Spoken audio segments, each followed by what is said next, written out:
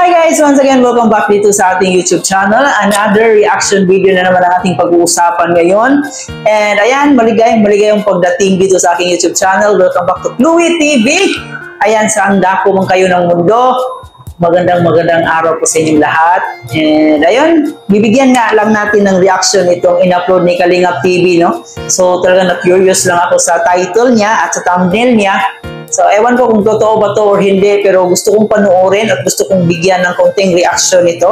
And ayan, kung gusto mo ng ganitong klaseng reaction video, huwag kalimutan mag-like, share, comment sa ating video. And of course guys, huwag niyo kalimutan mag-subscribe.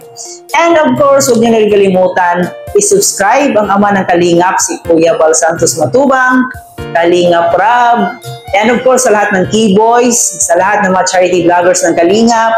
And of course guys, huwag din natin kalimutan suportaan ang Kalingap serye. So, yung mga love team ni Kalingap. So, suportahan po natin yung YouTube channel ni Kalingap Rab, guys, para mas marami pa silang matulungan. And ayun, kasi napakagandang channel po nila talaga. Sila po ay tumutulong sa mga taong nangangailangan. And ayun, ito yung mga channel na dapat nating suportaan. Kaya naman, ako excited din akong panoorin at bigyan ng reaction itong in-upload ni Kalingap TV. And ayan, panoorin lang natin yung video na. And siguro bigyan lang natin ng konting reaction base sa ating nakita at base sa ating narinig dito sa video. So, alam ko excited na kayo, kaya let's go, panoorin na natin to. Ni Carla may hindi nagustuhan sa bahay ni Carla na ipinatayo ng Team Kalingap. Uy, bakit parang nagmumukhang atribida at yung tita ni Carla? I don't know kung totoo kasi hindi. At Super Mock sobrang kinabahan, isang mapagpalang araw sa inyong lahat mga Kalingap. Sanay hindi nyo po makalimutan na mag-like sa video na ito mga Kalingap. Siyempre talagang kakabahan talaga yung Super Mock dito, no? Kasi binigay niya lahat ng effort dito, tapos may isang tao lang na magre-reklamo. So parang nakakalungkot lang isipin yung tipong binigay mo na lahat yung effort mo, tapos may hindi pala nagkakagusto sa ginawa mo. At paunawa, tapusin muna ang kabuuhan ng video na ito mga Kalingap at para malaman ang nilalaman nito. At maraming salamat po mga Kalingap sa pagpatuloy na pagsuporta, lalo na kay Kuya Val Santos Matubang at Kalingap Rab. Bahay na ni Carla ang record breaker sa lahat na ginagawang pabahay ni Kalingap Rab ngayon mga.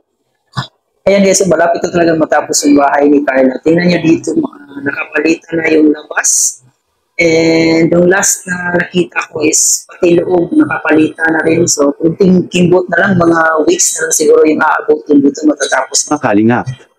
Ngunit may mga tao talaga na hindi magugustuhan ang ginagawa ngayon ng Team Kalingap na pabahay dahil sa anya ay tinipid ito.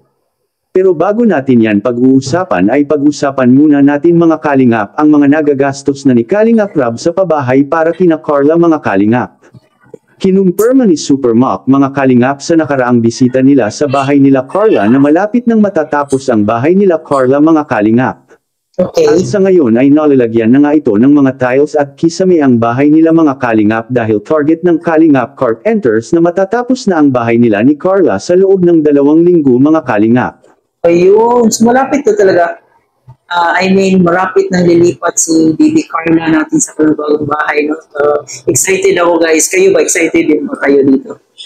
Excited tayong lahat. At ni Kalingap Rab kung magkano na ang lahat niyang nagagastos sa bahay na ito mga Kalingap.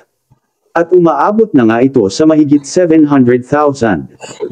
Uy, mahigit 1 milyon na pala yung gasto dito. Pero okay lang kasi nakikita naman, no? At saka malaki naman yung bahay guys. Diba? Yung bubong napakaganda. Tapos, ayan. Yung tiles nga, maganda rin yung tiles na ginamit nila. So, parang ganun talaga yung presyuhan. Lahat-lahat ng mga materyales para sa bahay nila ni Carla mga Kalingap ay napakaganda ito at umaabot nga ito sa mahigit kalahating milyon. Ang ganda ng kulay ng tiles, no? Ayan. Mga Kalingap. Maganda yung design.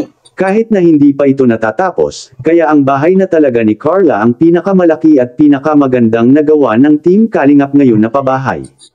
At hindi pa kasali ang ilalagay na bintana para sa bahay nila ni Carla mga Kalingap at aabot nga ang magagastos sa bintana nila ng 60,000 pesos o mahigit pa dahil lalagyan rin ang mga bintana nila ni Carla ng grills katulad sa ginawa nila Super Mock sa bahay nila Dara.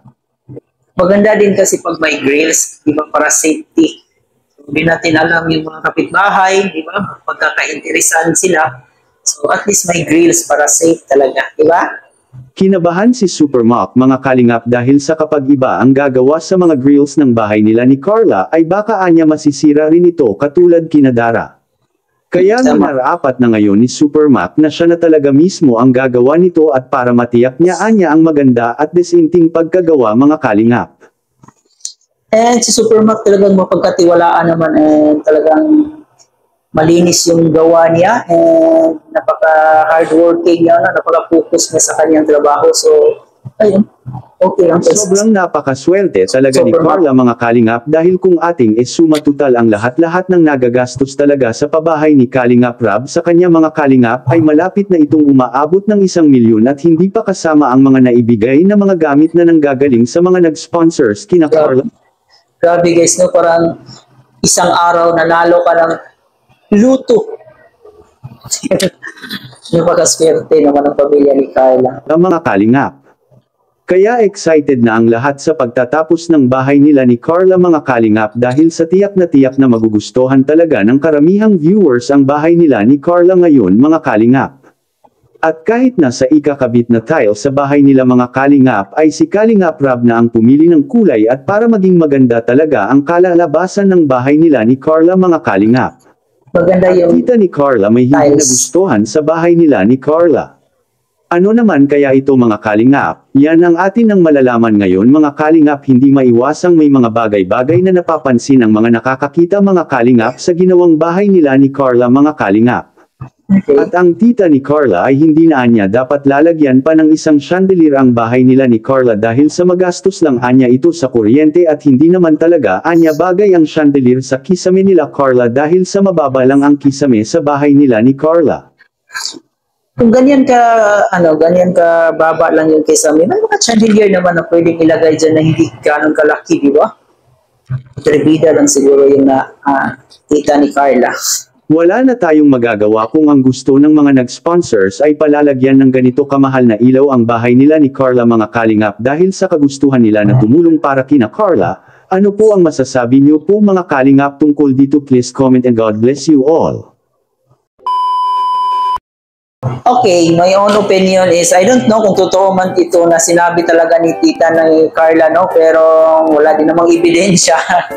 So, napaka-atribida naman if ever na may reklamo yung tita ni Carla. So, sila, yung tipong siguro naiinggit, di natin masisisi, may mga taong naiinggit din, di ba? Kahit paryente mo, kahit relatives mo, naiinggit yan. Pero, ayan, hayaan na lang natin sila guys, ganun talaga yung mga tao no, na walang ibang magawa kundi magreklamo.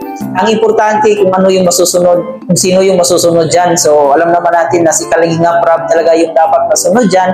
So desisyon niya yan kung ano yung gusto niyang ilagay sa bahay ni Carla.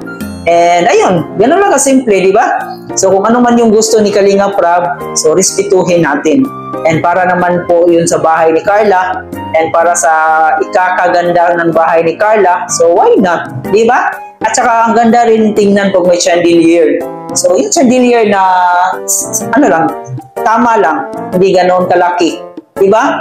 So, yun na po guys. Maraming salamat sa panonood dito sa ating reaction video. And I don't know kung totoo man ito or hindi. So, kayo na humusga.